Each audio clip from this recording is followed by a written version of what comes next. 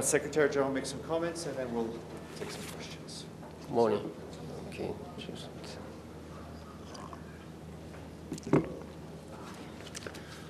Good morning, ladies and gentlemen. It's a great pleasure to see you again. As you know, I just returned from a week-long trip to the Middle East. I carried twofold messages: spare no effort to rebuild Gaza, and spare no time to jumpstart peace talks. I traveled to Gaza 2 days ago to survey the needs for myself.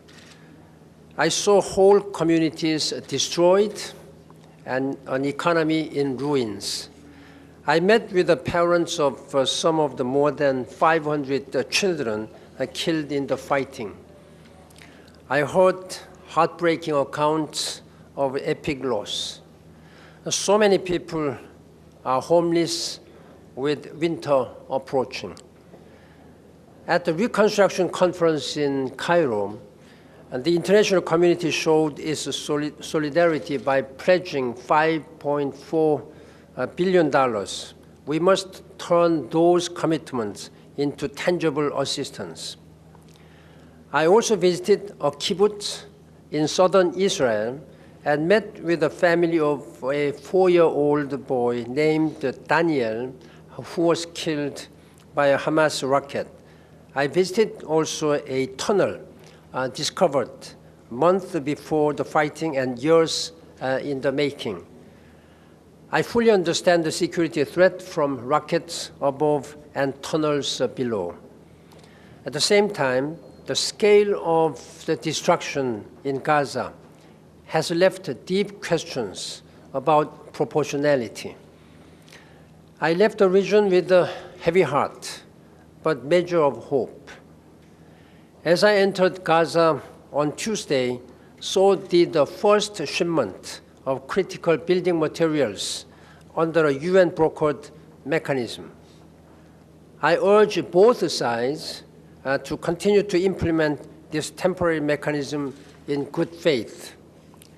The Gaza situation is a symptom of a larger problem, the stalemate in the Middle East peace process. People are understandably disillusioned with a decades-long effort that has failed to deliver a final deal. I know that the trust has been eroded and unilateral actions look tempting. But the two-state solution is the only way to end the senseless cycle of war.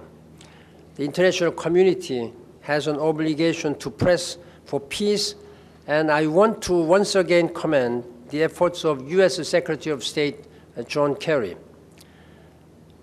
I reiterate my strong concern about provocations at Jerusalem's holy site, which only inflame tensions at a time when the parties need to find their way back to the negotiating table. Ladies and gentlemen, I remain alarmed at the situation in Syria. I once again call for steps to prevent the massacre and protect the civilians in Kobani. But let us remember that civilians across Syria are under imminent threat. In addition to the barbarity of ISIL or Daesh, the Syrian government continues to indiscriminately attack populated areas, including with the barrel bombs. The Daesh phenomenon in Syria is a consequence, not the cause, of the conflict.